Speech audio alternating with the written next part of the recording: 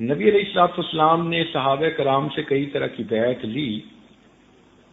بیعت کہتے ہیں پوری شریعت پر عمل کرنے کے لیے یا شریعت کے کسی ایک جزو پر عمل کرنے کے لیے کسی کے پاس عہد کرنا، اس کو بیعت کہتے ہیں. جو صحابہ کرام نے مختلف طریقوں کی بیعت لی، ان میں سب سے پہلے بیعت اسلام تھی. یعنی جب وہ کفر سے توبہ کر کے اسلام میں آتے تھے تو نبی علیہ السلام کے ہاتھوں پر بیعت کرتے تھے. اس کو بیعت اسلام کہا جاتا تھا. اس کی مثال جیسے بیعت عقبہ اولا اور عقبہ ثانی. نبی علیہ السلام نے ہجرت نہیں کی، مکہ مکرمہ میں ہے. مدینہ کے لوگ حج پہ آتے تھے اور مینا میں نبی علیہ السلام کے ہاتھوں پر اسلام قبول کرتے تھے. اسے بیعت اسلام کہا جاتا تھا.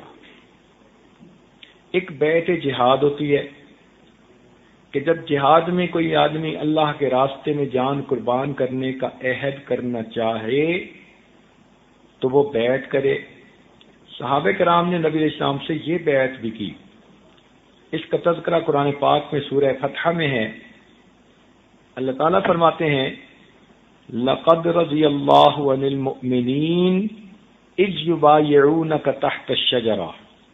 تحقیق اللہ تعالیٰ راضی ہو گیا ان ایمان والوں سے جنہوں نے درخت کے نیچے آپ سے بیعت کی. اس کو بیعت رضوان کہتے ہیں. صلح حدیبیہ کے موقع پر یہ بیعت ہوئی. صحابہ کرام کو اس پہ بڑا ناز تھا، بڑا دل میں خوشی تھی، اور اس وجہ سے وہ خوشی میں شعر پڑھا کرتے تھے نحن الذین بایعوا محمدا علی الجہاد ما بقینا ابدا.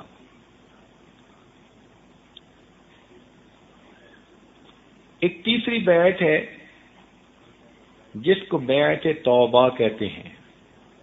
صحابہ کرام یہ بیعت بھی کرتے تھے نبی اسلام کے ہاتھوں پر. مرد بھی کرتے تھے، عورتیں بھی کرتی تھیں. مردوں کی بیعت کا تذکرہ بخاری شریف میں عبادہ ابن صامت اللہ عنہ ایک صحابی ہیں. بخاری شریف کے الفاظ ہیں وَقَانَ شَهِدَ بَدْرًا. بدر کے دن بھی یہ حاضر تھے، یعنی بدری صحابی ہیں. اتنے جلیل القدر نقباء میں سے ہیں. ہجرت سے پہلے انہوں نے نبی اسلام کے ہاتھوں پر مینا میں اسلام قبول کیا ہوا تھا. اور جب قرآن مجید کو جمع کرنے کی کمیٹی بنی زید بن ثابت لانو کی عمارت میں، تو یہ اس کمیٹی کے بھی رکن تھے. اتنے جلیل القدر صحابی. وہ کہتے ہیں کہ ہم بہت سارے صحابہ نبی الاسلام کی خدمت میں حاضر تھے کہ اللہ کے محبوب نے اپنا ہاتھ پھیلایا اور ہمیں فرمایا تم میری بیعت کیوں نہیں کرتے؟ ہم نے عرض کیا اللہ کے نبی کس بات پر بیعت کریں؟ فرمایا تم شرک نہیں کرو گے، فلاں گناہ نہیں کرو گے، فلاں گناہ نہیں کرو گے. کچھ گناہ گنوا دیے. ہم نے کہا ہم حاضر ہیں. چنانچہ سب لوگوں نے ان گناہوں سے بچنے کے لیے نبی اسلام کے ہاتھوں پر بیعت کی. اس کو بیعت توبہ کہتے ہیں.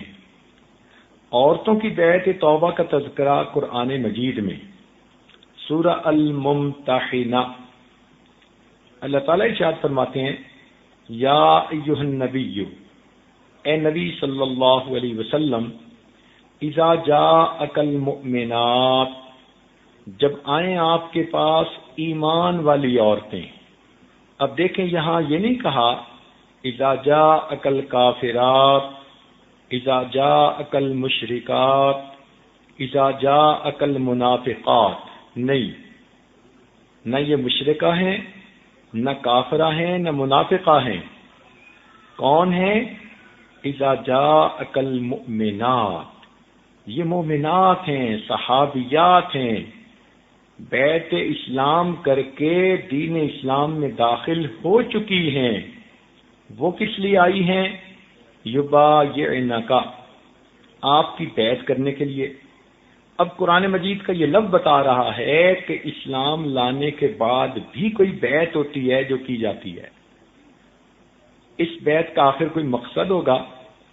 قرآن مجید نے اس کو بھی واضح کر دیا، الا اللہ یشرکن باللہ شیئا، اللہ کے ساتھ کسی کو شریک نہیں ٹھہراؤ گے، ولا یسرقنا، چوری نہیں کرو گی، ولا یزنینا، اپنے عزت و ناموس کی حفاظت کرو گی، ولا یاتین ببہتان یفترینہ بین ایدیہن وارجلہن، کسی پر بہتان نہیں باندھو گی، ولا یاسینک فی معروف، اے محبوب کسی بھی معروف کام میں آپ کی نافرمانی نہیں کریں گی، یعنی سنت پر عمل کی کوشش کریں گی، یہ ان کے آنے کا مقصد ہے، اور اس مقصد کے لیے یہ بیعت کرنا چاہتی ہیں، فبایعہن، آپ انہیں بیعت کر لیجئے، واستغفر لہن اللہ، یہ ہے اصل راز بیعت کا، کہ یہ عورتیں تو توبہ کریں گی ہی، آئی جو اس نیت سے ہیں، اے محبوب آپ بھی ان کے لیے توبہ کیجیے،